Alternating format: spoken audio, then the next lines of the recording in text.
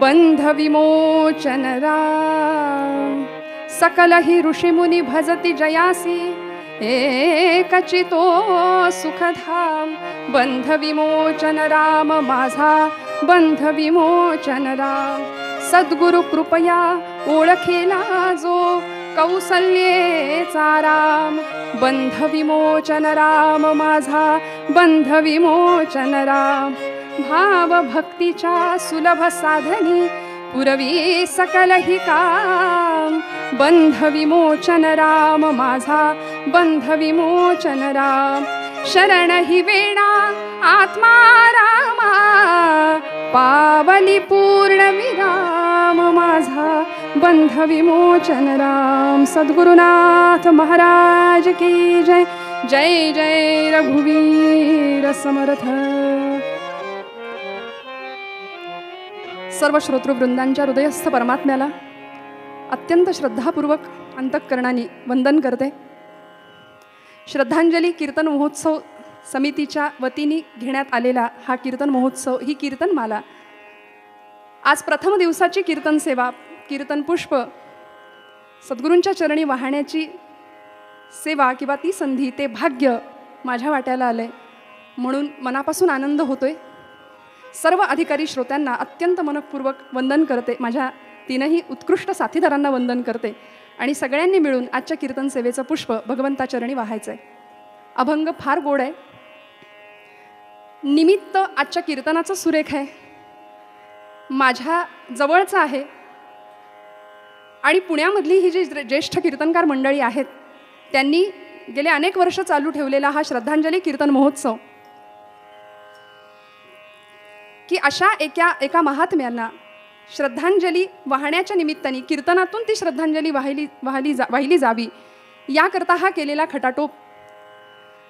या ज्येष्ठ कीर्तनकारांच्या मध्ये आदरणीय हर्षदबुवा जोगळेकर आहेत, आदरणीय विश्वासबुवा आहेत, आमचे बुरसे काका आहेत, आदरणीय बुरसेबुवा। या सगळ्यांना मनापासून धन्यवाद द्यावेत तेवढे थोडे आहेत, कारण या कीर्तन महोत्सवाचं औचित्य, त्यामागचा भाव किंवा ती भावना अत्यंत उच्च पराकोटीची आहे आणि म्हणूनच आजच्या प्रथम दिवसाची सेवा करताना मला मनस्वी आनंद होतो आहे। सेवेसाठी घेतलेला अभंग आपल्या सगळ्यांच्या परिचयाचा आहे, तितकाच तो गोड आहे आणि लोकप्रिय आहे। भारतभूमीचं वैशिष्ट्यच हे आहे श्रोते हो, की इथे जन्माला येणाऱ्या मानवाच्या जीवित्वाचा, त्याच्या कार्याचा, त्याच्या कर्माचा, धर्माचा, त्याच्या शास्त्राचा नव्हे त्याच्या श्वासोच्छ्वासाचा ओघ हा अध्यात्माकडेच जातो आणि अध्यात्माच्या बळकट पायावरती मानवी जीवनाची इति कर्तव्यतेची इमारत अशी काही सुंदर उभी राहते। तो पाया बळकट करण्याचं काम आमच्या संत मांदियाळींनी केलंय आणि महाराष्ट्रातल्या पंचप्राणांपैकी पाचवे प्राण ज्यांना म्हटलं जातं असे समर्थ सद्गुरू राष्ट्रगुरू समर्थ रामदास स्वामी, की ज्यांना लोकजीवनाचं अत्यंत सूक्ष्म असं निरीक्षण होतं। काळ असा विलक्षण होता की मी तर म्हणते भरतभूमी किंवा भारतभूमीचं काळीज म्हणजे अध्यात्म आहे आणि दुर्दैवानी या अध्यात्मावरती किंवा या काळजावरती घण घालणारी बरीच नतद्रष्ट माणसं आजही आहेत, त्या काळातही होती। या भारतभूमीच्याच पोटी जन्माला यायचं आणि तिचाच सौभाग्य कुंकुम तिलक पुसणारे बरीच माणसं त्याही काळामध्ये होती आणि म्हणून त्यांना उत्तर देणारे, वास्तवाचा रोकडा स्पर्श असणारे समाज, राष्ट्र, धर्म आणि अंतिम टप्प्यावर प्रभू रामचंद्र असा चार खांबांवर ज्यांच्या जीवनाचा सुंदर रथ सुरू आहे, या अधिकारी संत वाङ्मयामध्ये मांदियाळीमध्ये असलेले संत श्रेष्ठ राष्ट्रगुरू समर्थ रामदास स्वामी, की ज्यांनी जय जय रघुवीर समर्थ अशी गर्जना करावी आणि महाराष्ट्राच्या कडेकपाऱ्यांमध्ये ती गर्जना घुमावी। मग अनेक शिष्य जवळ यावेत, संप्रदाय मोठा झाला, मठांचं जाळं निर्माण झालं। 11 11 बहु 11 काय 11 कळेची ना, गुप्त ते गुप्त जाणावे आनंद वनभुवनी। म्हणून समर्थांचं कार्यच इतकं विलक्षण आहे। आदरणीय बाबासाहेब पुरंदरे म्हटले ना, की समर्थांचं छत्रपतींनी महाराष्ट्राला गनिमी कावा शिकवला, तर समर्थांनी महाराष्ट्राला गनिमी काव्य दिलं। काव्याचा दर्जा असा विलक्षण होता समर्थांच्या। या सगळ्या शिष्य संप्रदायामध्ये उद्धव आले, दिवाकर आले, कल्याण आले, एक एक एक एक असे हिऱ्यासारखे शिष्य समर्थांनी जवळ केले, आपला संप्रदाय वाढवला, क्षात्र तेजाचं स्फुल्लिंग महाराष्ट्रभर नव्हे भारतभर चालवलं, चेतवलं। आणि या शिष्य मांदियाळीमध्ये समर्थांना अशी एक तपस्विनी शिष्या म्हणून लाभली, की जिला समर्थांनी कीर्तन करण्याची परवानगी दिली.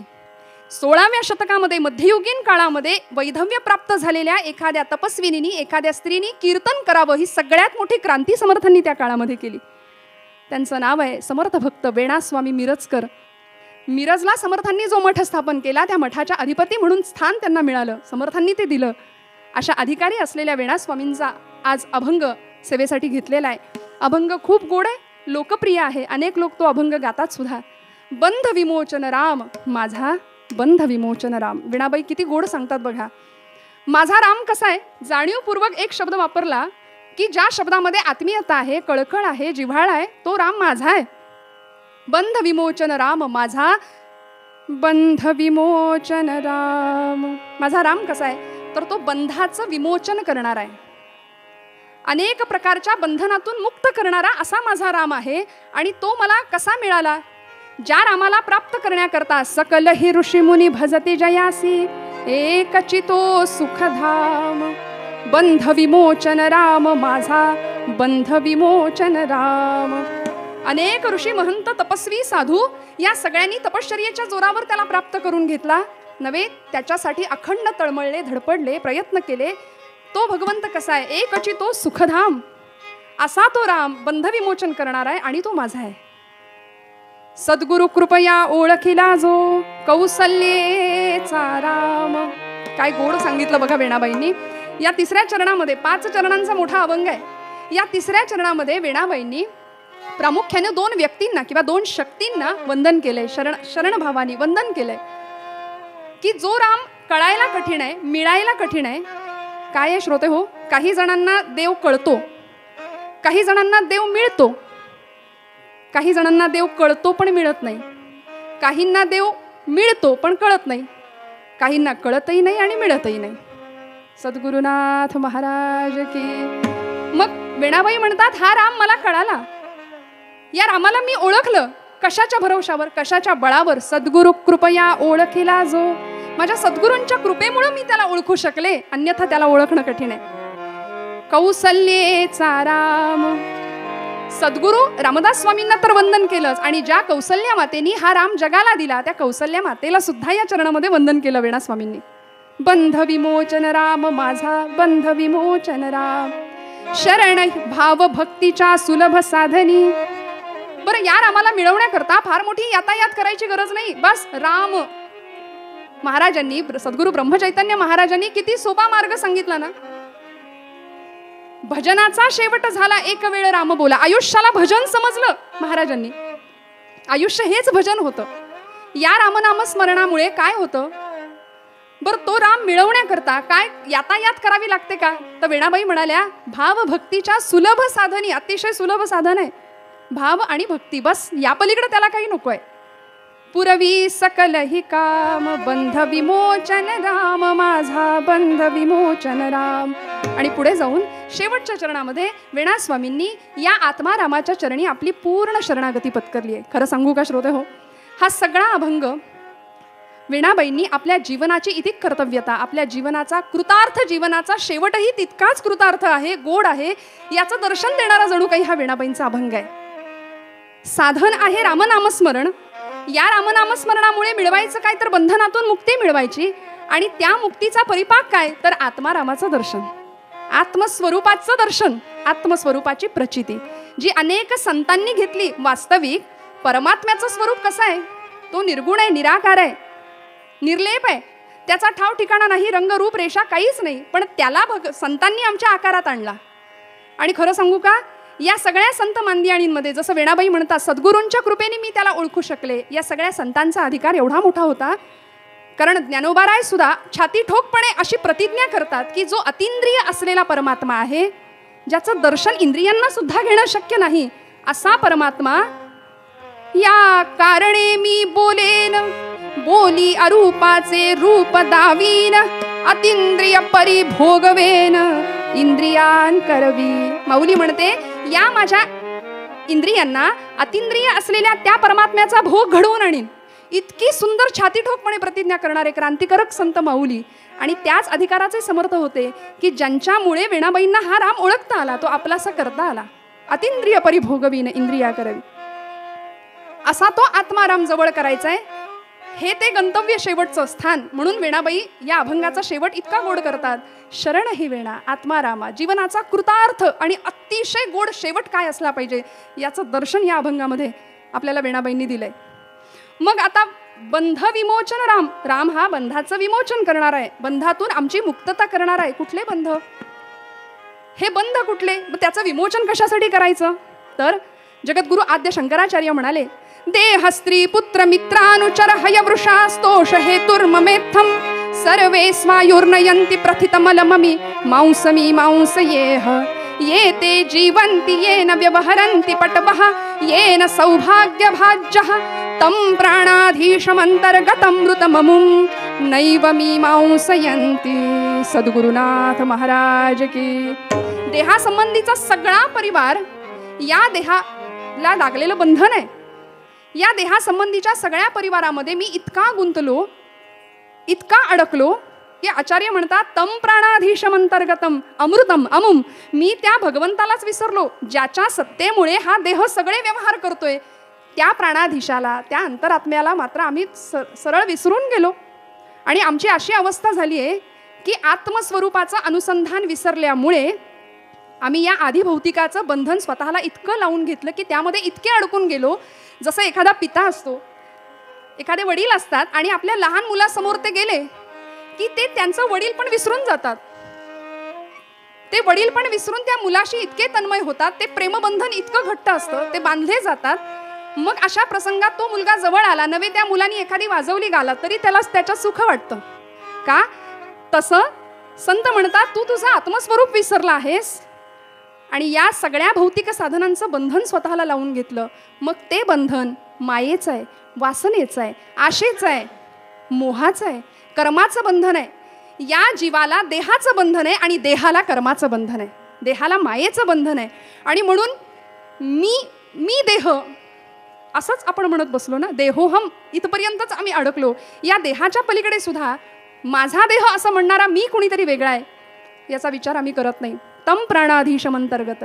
मग हे बंधन काय करतं? आशेचं बंधन काय करतं?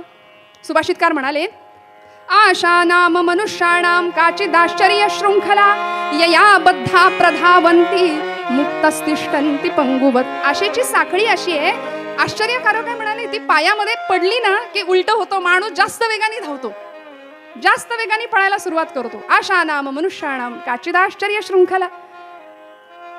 माऊलींनी सुद्धा हा विषय स्पष्ट केला, सुभाषितकारांनी हा विषय स्पष्ट केला. या जगामध्ये बंधन ही अशी वस्तू आहे, अशी गोष्ट आहे की त्यामध्ये जीव जर एकदा अडकला ना तर त्यातून बाहेर पडता येत नाही. जसं बंधनानि खलु संति बहुशः प्रेम रज्जु दृढ बंधन माहु. एखादा वेळूसारखा कणखर पदार्थ पोखरण्याची ज्या शुंडेमध्ये ताकद आहे, ज्याच्याकडे ताकद आहे, असा भ्रमर एखाद्या कमलकोशामध्ये निष्क्रिय होतो, तिथे हतबल होतो, तो पाकळी कातरत नाही. का? कारण तो त्याच्या आवडीचा विषय.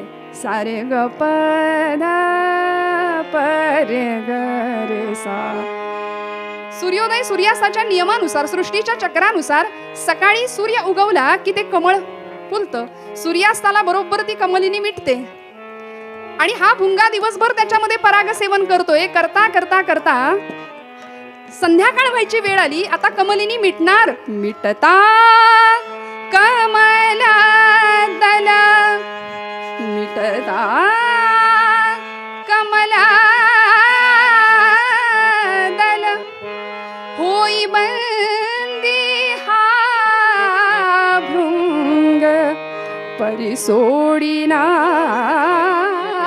ध्यास. गुंजनात हा दंग घेई छंद मकरंद घेई छंद मकरंद घेई छंद मकरंद घेई छंद.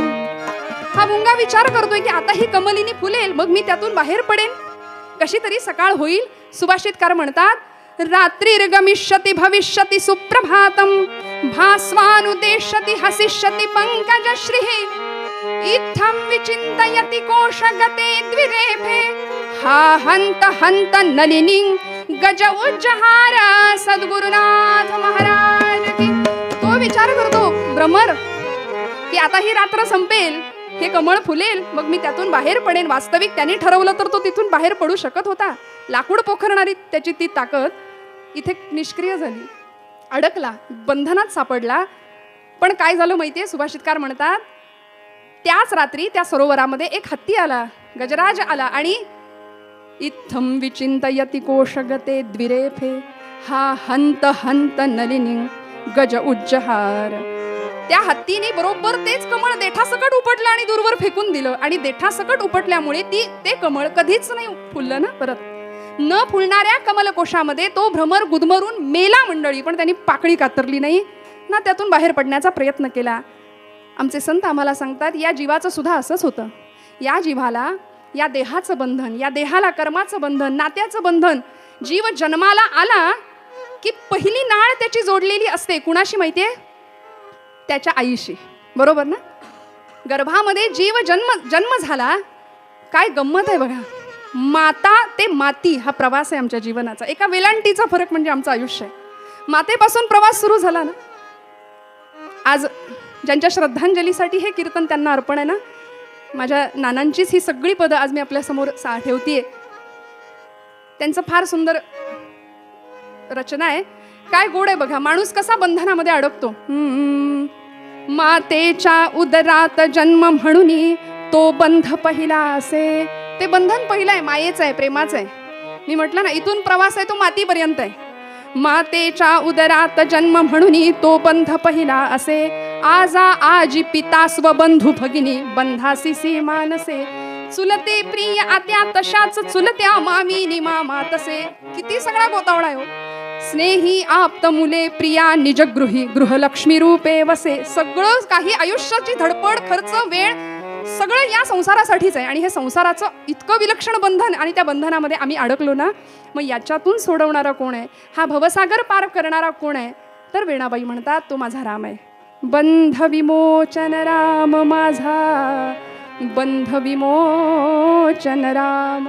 मग त्या रामाला प्राप्त करण्याकरता सगळे धडपडतात श्रोते हो, सगळे धडपडतात. तो राम आकळण्यासाठी सद्गुरूंची किती कृपा असावी लागेल. त्या रामानी केलं ना हो, अनेकांना मुक्त केलं. अनेक उदाहरण आहेत आपल्या संत वाङ्मयामध्ये सुद्धा. ज्यावेळी विश्वामित्र ऋषींच्या बरोबर निघालेत भगवंत आणि एक शिळा दिसली गौतम आश्रमामध्ये, त्यावेळी पाहिलं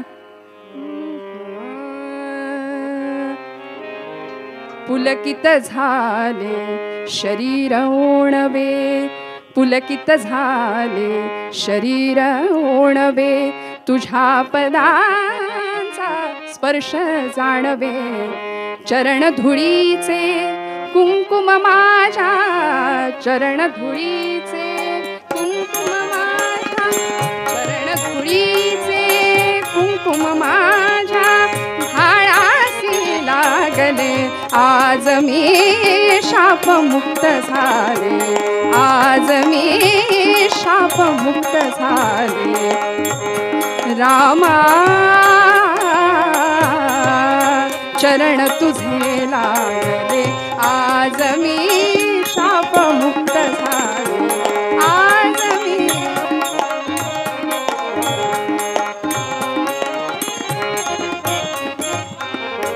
अनेकांना मुक्त केलं भगवंतांनी, अनेकांना मुक्त केलं बंधनातून. आणि म्हणून हा राम प्राप्त करण्याकरता, त्याला ओळखण्याकरता सद्गुरु कृपा असावी. जीवनाचा शेवट जर गोड व्हावा, त्या आत्मारामाशी अनुसंधान जुळावं असं जर वाटत असेल तर रामस्मरण व्हावं, मग शेवट गोड झाल्याशिवाय राहणार नाही. हा असा नित्य तृप्त जीवनाचा कृतार्थ शेवट वेणाबाईंनी स्वतः अनुभवला. सद्गुरूची कृपा कशी मिळवली, त्या रामाला कसं जवळ केलं आणि त्या आत्मारामाच्या चरणी कशा शरण गेल्या बघूया उत्तर रंगामध्ये. पूर्व रंगात मी इथेच थांबते. एकदा अभंगाचा आठव करू आणि मग उत्तर भागाकडे जाऊ.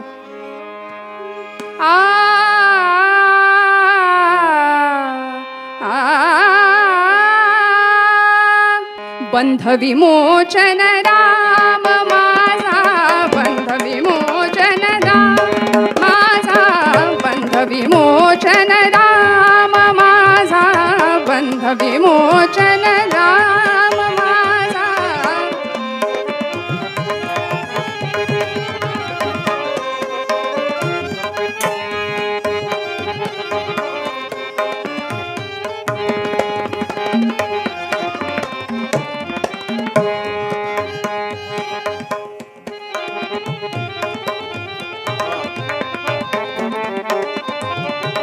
पाहिला आणि त्यांनी प्रश्न विचारला, वाचन कसले आहे, वाचन कसले आहे, कळते का सार यातले काही.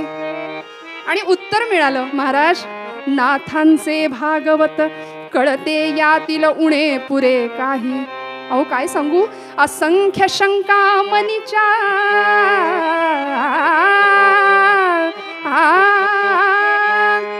असंख्य शंका मनीच्या, कोणा सांगेन कोण निरसील.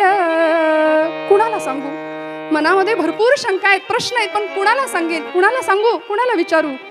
समर्थ हसले आणि तिच्याकडे बघून म्हणाले, शंका सांग मनीच्या, होशी निशंक भाग्यवरशील रामा. एवढा आनंद झाला की माझ्या सगळ्या प्रश्नांची उत्तर हे देणार हा विश्वास पटला. अंतर्मनाची साक्ष घेतली की आता याच पायावर आपलं जीवन व्हायचं. वास्तविक जे समर्थ कुठेही थांबत नसत, कुठेही फार काळ जात नसत, जातील तिथे थांबत नसत, सांगेल तिकडे जात नसत, त्यांच्या अंतरस्थितीचा अनुमान करणं वस्तुतः इतकं कठीण आणि त्या समर्थांनी ओझरत दर्शन या तपस्विनीला दिलं होतं. ते दिव्य रूप डोळ्यामध्ये साठवून घेतलं आणि खडाखड प्रश्न सुरुवात केले विचारायला. एक नाही, दोन नाही, 25 प्रश्न या प्रसंगामध्ये या तपस्विनीने समर्थांना विचारले.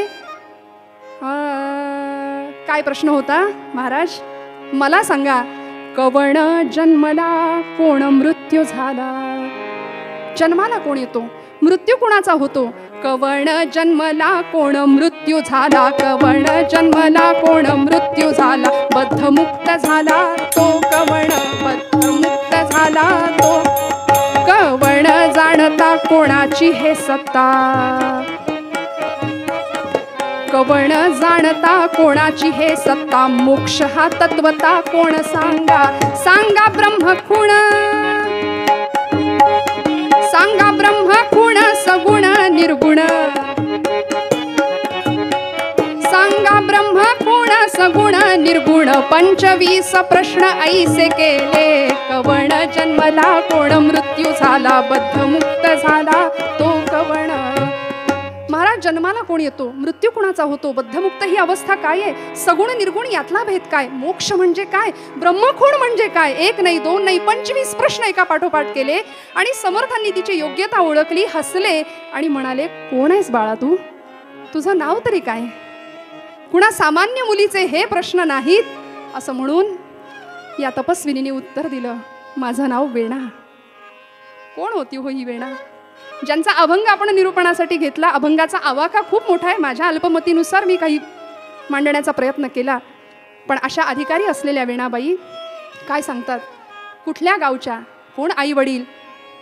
पंत गोपजी माय राधिका, पंत गोपजी माय राधिका, पंत गोपजी माय राधिका, देशपांडे उपना, देशपांडे उपनाम.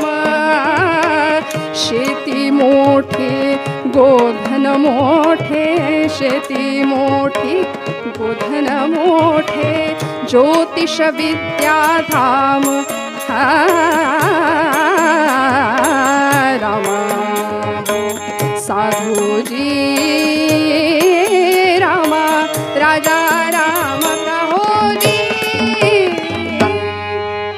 गोपजी पंत देशपांडे आणि पत्नी राधिकाबाई या दिव्य दाम्पत्याच्या पोटी जन्माला आलेली ही अत्यंत सद्गुणी अशी मुलगी. गोपजी पंत देशपांडे, उत्तम घर, सदाचरणी व्यक्तिमत्व, पतिव्रता असलेली ती त्यांची पत्नी राधिकाबाई. धर्माचरण कसं करावं याचं उत्तम उदाहरण म्हणजे हे दाम्पत्य. या दारातून अतिथी कधीच विन्मुख गेलेला नाहीये. अतिशय सदाचरणी असलेले गोपजी पंत, ज्योतिषशास्त्राचा अत्यंत सखोल असा अभ्यास आहे. शेतीवाडी मोठी आहे, गोधन घरामध्ये आहे, पण या सगळ्या वातावरणामध्ये एक प्रतिकूलता होती, ती म्हणजे पोटी आलेलं संतान जगत नव्हतं. राधिकाबाईंच्या वरचा वांझपणाचा आक्षेप फक्त दूर झाला होता, एवढंच काय ते. पण रामरायाची उपासना होती, प्रभूंची पूर्ण कृपा झाली आणि 1627 साल, इसवी सन 1627 जन्म झाला एका मुलीचा. राधिकाबाईंच्या पोटी कन्यारत्न जन्माला आलं आणि गोकुळीचं सुख बघायला मिळालं.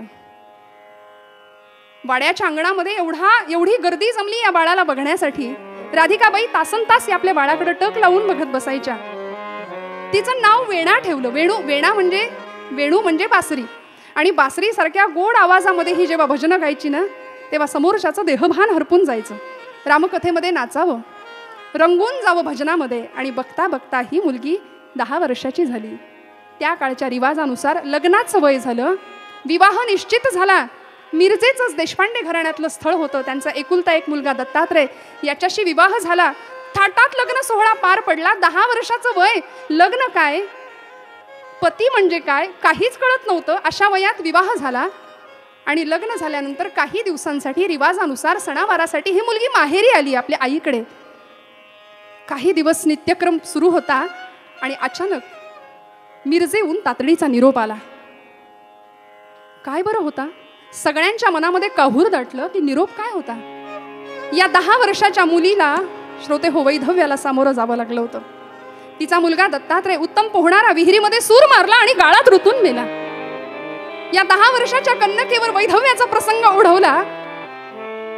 आणि या परिस्थितीमध्ये तिला जन्म काय, मृत्यू काय, लग्न काय, नवरा काय हे काही कळत नव्हतं. आणि त्या प्रसंगानंतर ही कन्या, ही मुलगी अंतर्मुख व्हायला लागली. तपस्वी जीवनाला प्रारंभ झाला आणि व्रतस्थ झाली. 10व्या वर्षी वैधव्य आलं वाट्याला. परंतु सासू सासरे आणि आई वडील या दोघांसाठी सुद्धा वेणा हा एकमेव आधार होती श्रोते हो. त्यामुळे घरातली सगळी कामं स्वतः करायची. सासरी मिरजेला जरी असली ना तरी सगळी कामं, सकाळी पहाटे उठून सडा संमार्जन, केरवारं करावं, धुणं भांडी करावी, शेणगोठा करावा, गायींच्या धारा काढाव्या, देवपूजा करावी, सासू सासऱ्यांची सेवा करावी, सगळं करावं या मुलीनी. हळूहळू लहानाची मोठी होतीये नव्हे. आता 20 वर्षाचं वय झालं आणि 20 वर्षाची ही मुलगी वैधव्य सामोरं आलंय. अनेकांच्या करड्या नजरांना सामोरी जात होती. पण त्या परिस्थितीमध्ये आपलं अनुसंधान, आपलं अनुष्ठान, आपली सेवा कधीच या सेवेमध्ये खंड नाही पडू दिला. आणि श्रोते हो, आज सकाळची वेळ या तुळशी वृंदावनाजवळ बसलेली ही वेणा, एकनाथी भागवत समोर आहे आणि अचानक समर्थ समोर दिसले. समर्थांनी प्रश्न विचारला की तुला यातलं काही कळतंय का. उत्तर मिळालं, मला नाही कळत यातलं, बऱ्याच प्रश्न आहेत, बरेच शंका आहेत, मला सांग, मी उत्तर देतो. आणि म्हणून प्रश्न विचारला होता, महाराज कोण जन्माला आलं, मृत्यू कुणाचा झाला. समर्थ म्हणाले, मी तुला उत्तर देतो. आणि समर्थांनी उत्तर द्यायला सुरुवात केली. प्रश्न होता, कवण जन्मला, कोण मृत्यू झाला, बद्धमुक्त झाला तो कवण. उत्तर मिळालं, अगं जीव हा जन्मला, जीव मृत्यू झाला, बद्धमुक्त झाला तोची जीव. कवण जाणता कोणाची हे सत्ता. सांगा महाराज. उत्तर मिळालं, ईश्वर जाणता ईश्वराची सत्ता, ईश्वर जाणता ईश्वराची सत्ता, मोक्ष हा तत्वता ईश्वराची.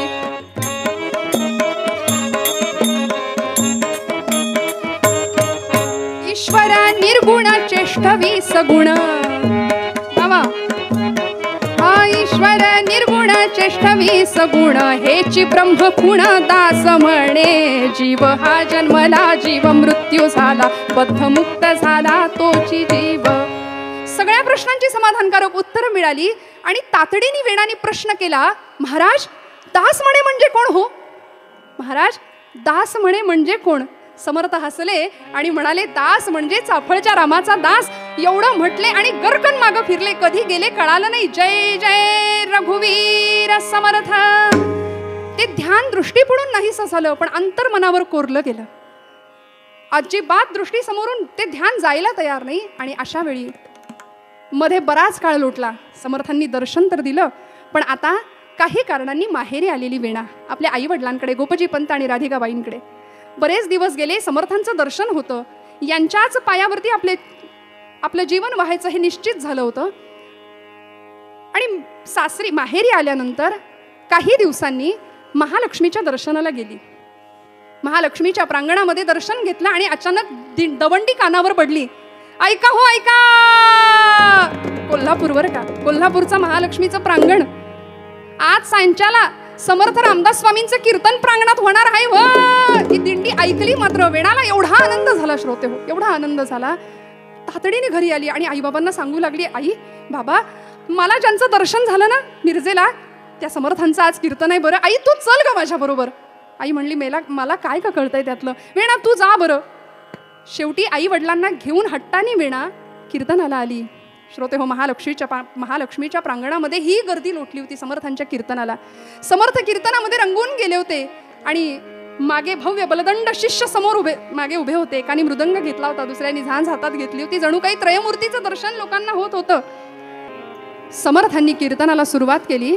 रामा हो जय राम, रामा रामा हो जय राम, रामा रामा हो जय राम.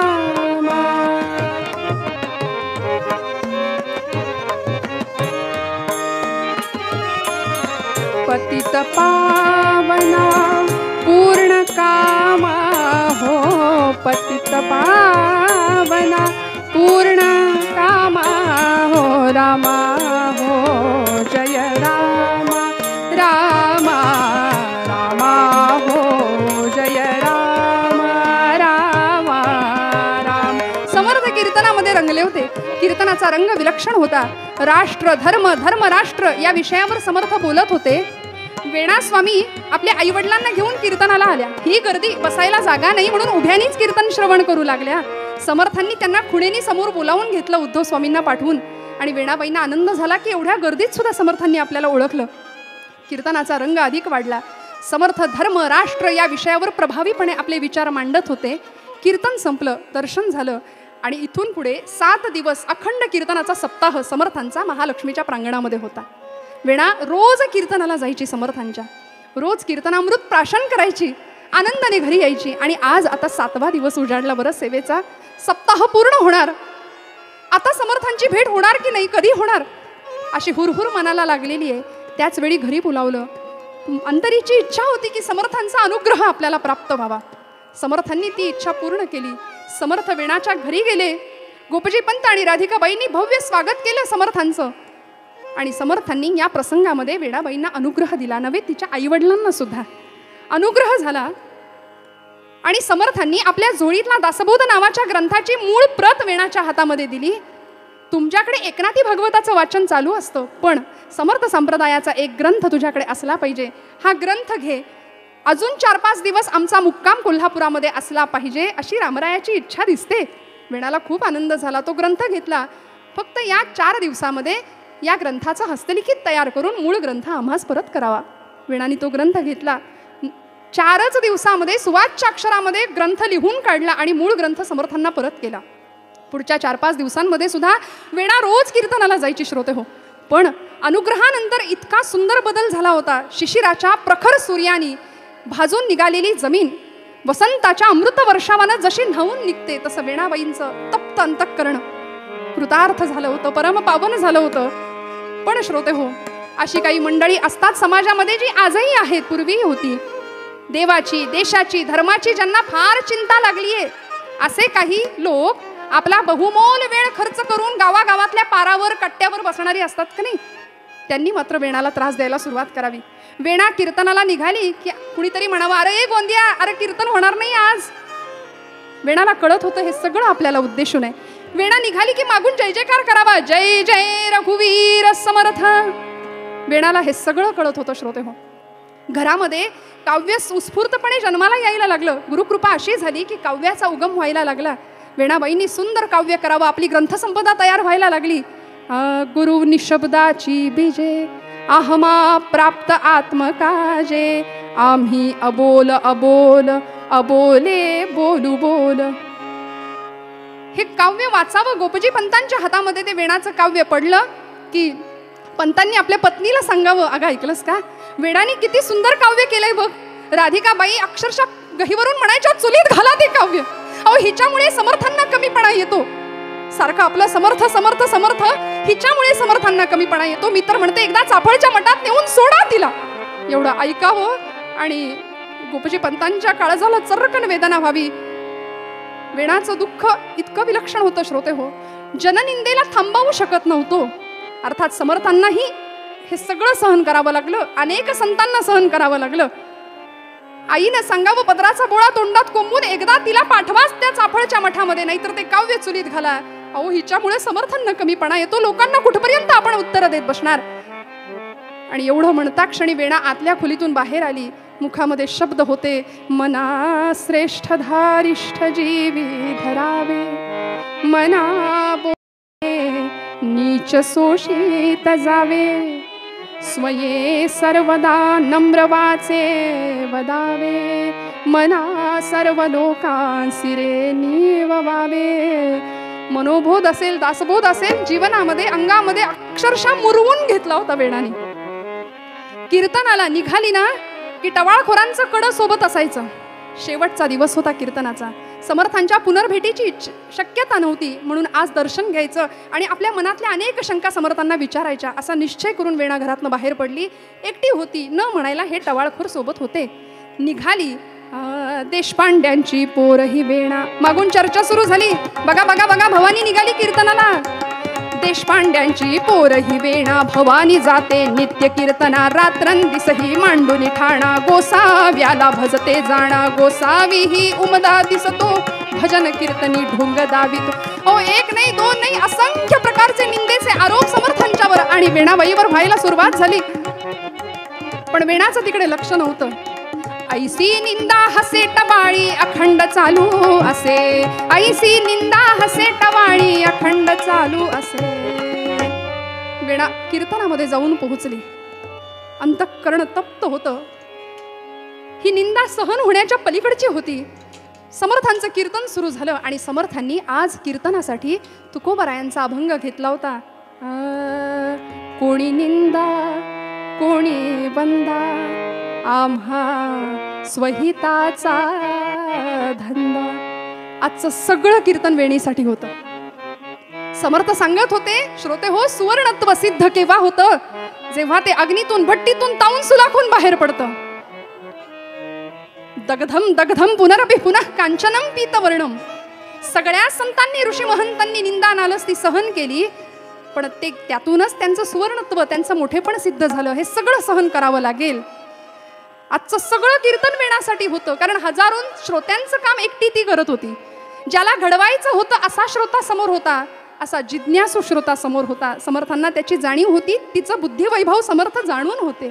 म्हणून सगळं कीर्तन जणू काही कोणी निंदा कोणी वंदा, कोणी निंदा कोणी वंदा, आम्हा स्वहिताचा धंदा, आम्हा स्वहिताचा धंदा, आम्हा स्वहिताचा. तुम्हा सारिखे चालावे तरी स्वहितासी मुकावे, तुकोबराय म्हणतात. अहो, तुमच्याकडे कोण लक्ष देतो? आमचं हित आम्ही, आमच्या हितापासून आम्हाला अंतर द्यावं लागेल. तुमच्या सारखं जर ऐकलं, तुमच्या म्हणण्याप्रमाणे जर आम्ही वागलो तर.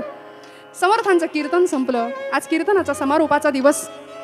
शेवट झाला, आरती झाली आणि काही शंका विचारण्यासाठी त्या प्रांगणामध्ये तिथेच उद्धव स्वामी, दिवाकर स्वामी, कल्याण स्वामी, अक्का स्वामी सगळे हजर होते. समर्थांना अनेकांनी अनेक प्रकारचे प्रश्न विचारायला सुरुवात केली. समर्थ उत्तर देत होते या शिष्यांच्या प्रश्नांची. आणि या प्रश्नोत्तरांमध्ये पहाट कधी झाली कळलंच नाही. रात्र निघून गेली हो. पहाटेचे 5 वाजले, कळालं मंदिरामध्ये सनईचा उघडा वाजला तेव्हा. आणि आता मात्र या टवाळखोरांनी आज काय तो सोक्ष मोक्ष लावायचाच हा चंग जणू काही बांधला होता.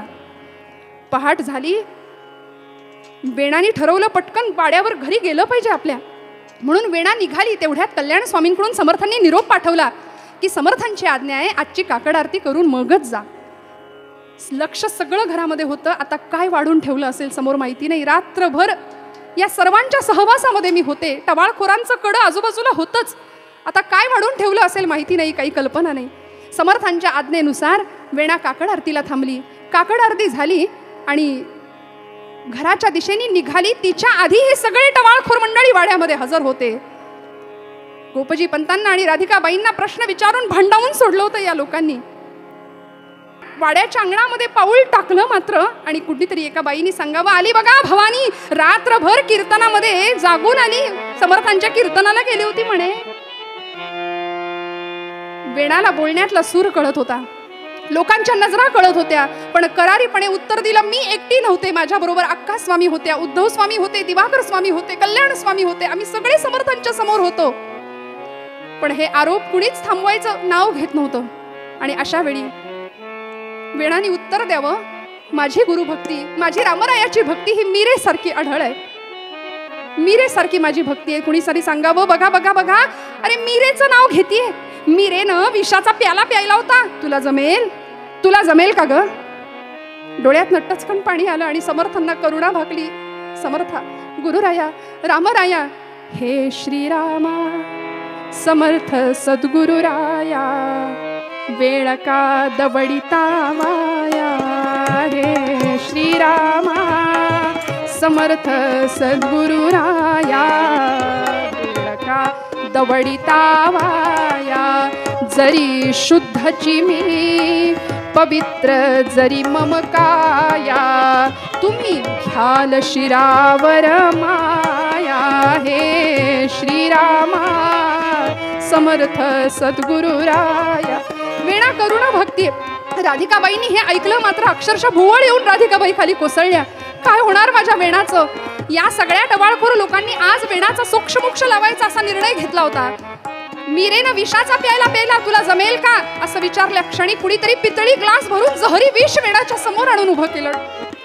वेणाने तो ग्लास हातामध्ये घेतला, तो पेला हातामध्ये घेतला आणि डोळे झाकले. आपल्या गुरुदेवांची करुणा भाकली, रामरायाची प्रार्थना केली आणि एका क्षणाचाही विलंब न करता गट गट गट गट गट गट तो पेला रिकामा केला. आता मात्र सगळ्यांचं धाबदण आणलं होतं. काय होईल, कसं होईल, सगळेजण वाट बघतायत, पण वेणाला काहीच परिणाम नाही त्या विषाचा. तिच्या शरीरावर या विषाचा काहीच परिणाम नाही, कारण समर्थांची करुणा भाकली होती. बहुनाम या रामनामी तुळेना, अभाग्या नरा पामरा हे कळेना. विषा औषध घेतले पार्वतीशे, जीवा मानवा किंकरा कोण पुसे. जय जय रघुवीर समर्थ. काहीच परिणाम नाही शरीरावर. आता मात्र सगळ्यांचं धाबदण आणलं आणि या एका क्षणानंतर वाड्यामध्ये अशी भव्य गर्जना झाली, जय जय रघुवीर समर्थ. समर्थांच्या चेहऱ्यावर संताप होता, बरोबर शिष्यमंडळी होती. समर्थाची या सेवका वक्र पाहे, असा सर्व भूमंडळी कोण आहे. जयांची लीला वर्णिती लोक तिन्ही, नुपेक्षी कदा रामदासाभिमानी. जय जय रघुवीर समर्थ. ओम भवती भिक्षां देहि. राधिकाबाई शुद्धीवर आल्या, आतमध्ये गेल्या आणि म्हणाल्या, महाराज आणते हो भिक्षा. म्हणून आतमध्ये गेल्या.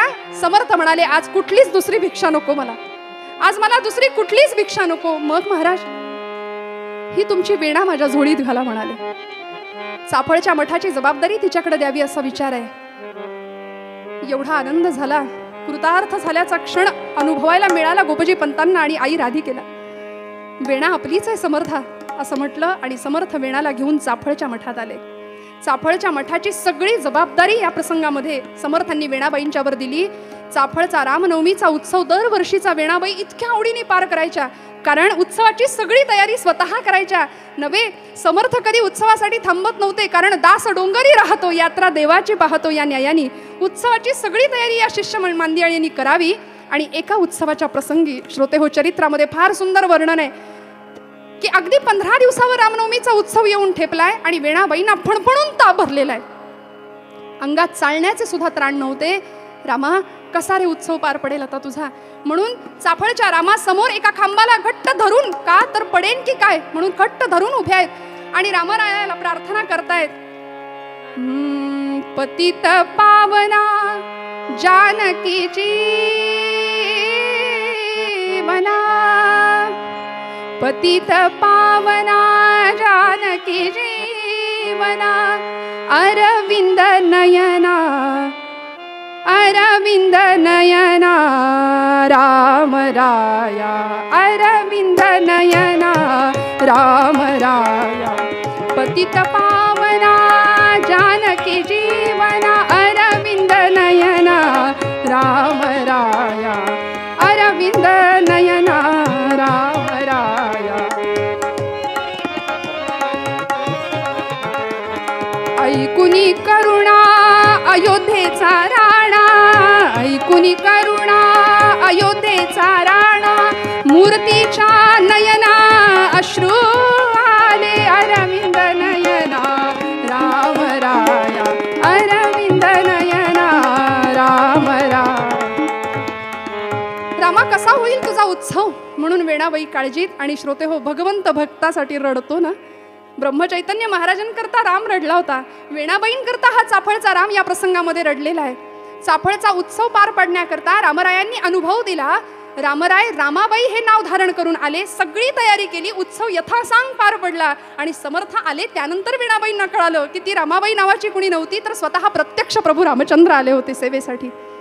भगवंत सुद्धा भक्तासाठी रडतो, व्याकुळ होतो. याची ही अनेक उदाहरणं आपल्याला देता येतात श्रोते हो. चाफळच्या मठाची उत्तम देखभाल केली. यानंतर काही काळातच समर्थांनी वेणाबाईंना मिरजेला जो मठ स्थापन केला त्या मठाच्या मठाधिपती म्हणून स्थान दिलं, म्हणून तो अधिकार प्राप्त करून दिला. आणि समर्थांच्या स्त्री शिष्यांपैकी एकमेव अशा वेणाबाई होत्या की ज्या उत्तम कीर्तन करत होत्या. कीर्तनाला वेणाबाईंनी उभं राहावं, रामरायाचे गुण गावेत, सद्गुरू महिमा वर्णन करावा. बरेच दिवस मध्ये लोटले. आणि आता मिरजेला असताना वेणाबाईंनी अनेक प्रकारची ग्रंथसंपदा सुद्धा निर्माण केली, अनेक शिष्य घडवले. पण या काळामध्ये हुरहुर वाटत होती. समर्थांची भेट नाही झाली तर तळमळ वाटायची गुरुप्राप्तीची, गुरुभेटीची. आणि समर्थांना कधीतरी सांगावं, समर्था मला माहेरी पाठवा, समर्था मला माहेरी पाठवा, मला माहेरी जायचंय. मठातल्या शिष्यांना कळत नव्हतं की ही अशी काय म्हणते. मठाचा अधिकार प्राप्त झालाय, मठाधिपती म्हणून स्थान मिळाले आणि माहेर माहेर काय करते, आई वडिलांची आठवण येत असेल असं बाकीच्यांना वाटावं. पण वेणा सतत हट्ट करत होती, समर्था मला माहेरी पाठवाल का, मला माहेरी पाठवा.